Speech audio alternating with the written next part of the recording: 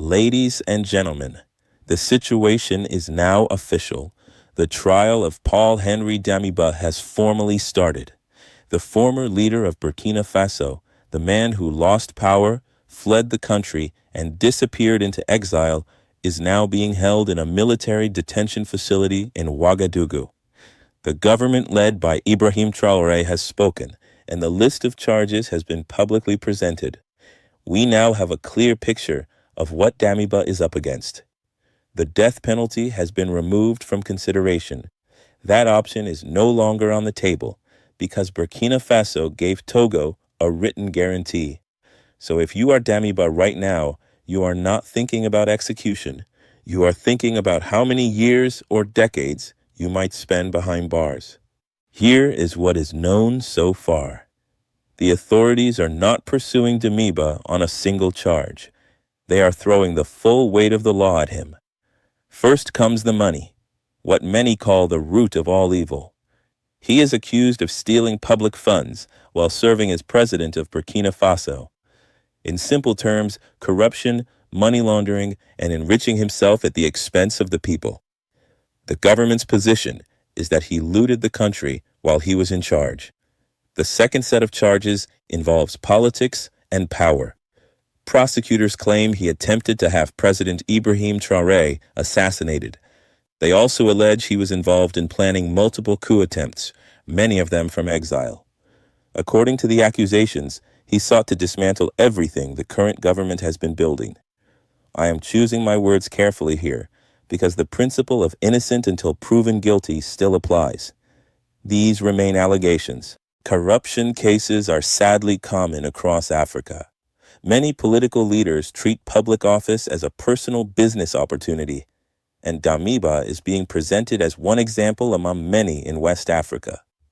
But the assassination accusations are different. Those are not about money. They are about power. If the state can prove he was involved in plotting to assassinate the sitting president, then this moves beyond corruption and into national security territory. Before Togo handed Damiba over, it secured 3 major assurances from Burkina Faso. First, that he would be kept safe. Second, that he would receive a fair trial. Third, that he would not be executed. But death penalty is officially excluded. But let's be clear about what this really means. His life is protected. It does not mean freedom. It does not mean a reduced sentence. It means the harshest punishment available is life imprisonment. And in Burkina Faso, life imprisonment means exactly that. No early release, no parole for good behavior, especially not for someone accused of plotting against the head of state. If convicted on financial crimes alone, he could face 10 to 20 years in prison. For conspiracy, coup plotting, and power-related offenses, the sentence could range from 20 to 30 years. A treason conviction would almost certainly mean life behind bars. Damiba is in his mid-40s. 20 years would see him released as an old man. 30 years could mean he never leaves prison alive.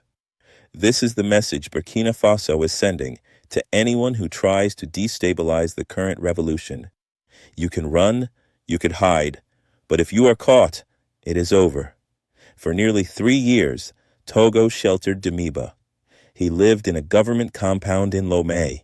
His movements were restricted, but he was protected. Togo has a long history of offering refuge to leaders removed from power.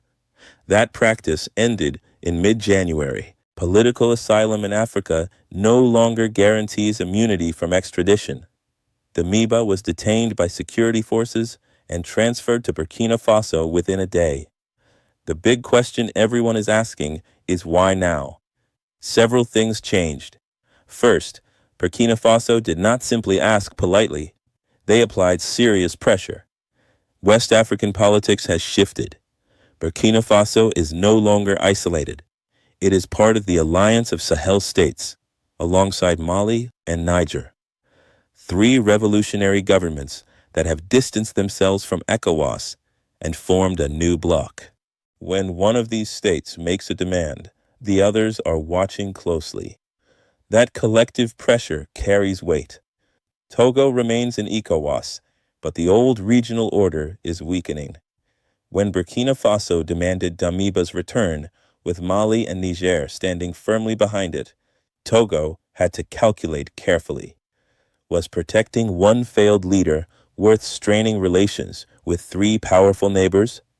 Second, public pressure inside Burkina Faso played a role. After authorities announced new coup plots in early January, millions of young people demanded Damiba's return. Protests erupted. Volunteers signed up to defend the government.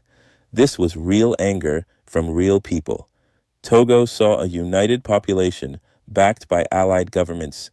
That is not a fight you take on for a man who barely lasted a year in power. Third, Burkina Faso followed formal procedures. They submitted an official extradition request and gave Togo a way to justify its decision diplomatically. Togo could say it acted according to international norms. Fourth, the guarantees mattered. No execution, a fair trial, no torture. These assurances gave Togo political cover. They could claim they did the responsible thing. In reality, those guarantees are only as strong as the will to honor them.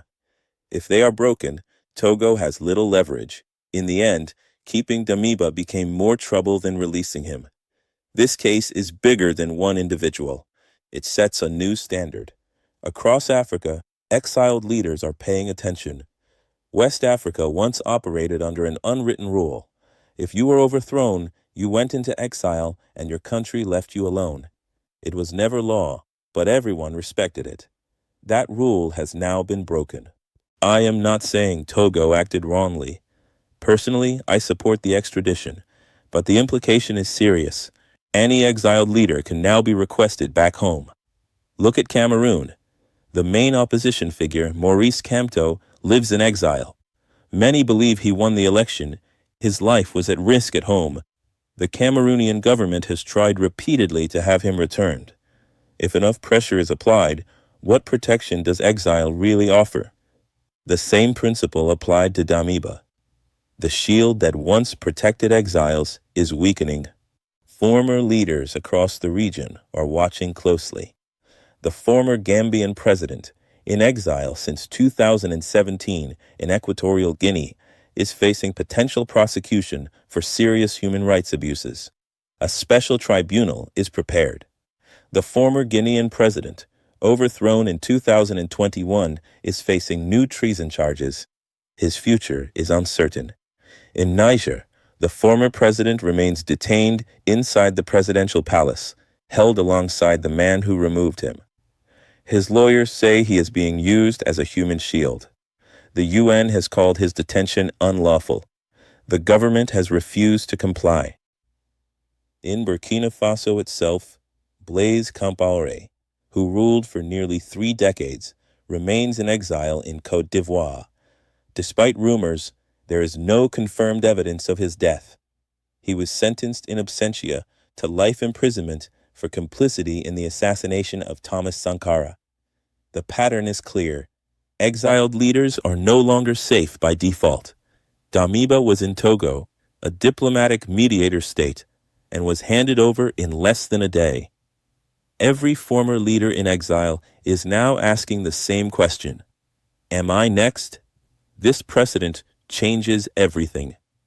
Asylum only works when it is guaranteed. Once it becomes negotiable, it stops being asylum and becomes temporary shelter. That raises the stakes for coups across Africa.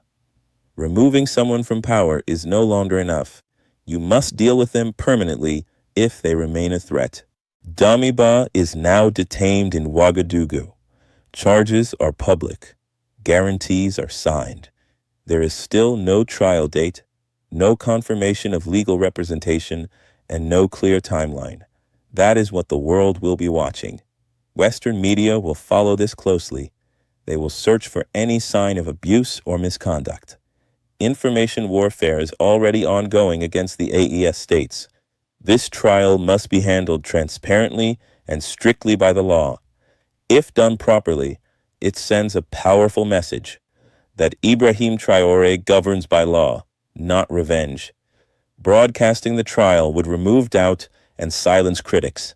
It would show this is not mob justice. Handled correctly, the case closes a painful chapter that began in 2022. Damiba is no longer a threat. He can no longer plot coups or assassinations. This trial will warn anyone thinking of doing the same. The threat has been neutralized. Now, all eyes are on the courtroom. Go to the comments and share your thoughts. Are you satisfied that the death penalty is off the table? How should Burkina Faso proceed? Your voice matters. I am your host, Ezeka. See you next time.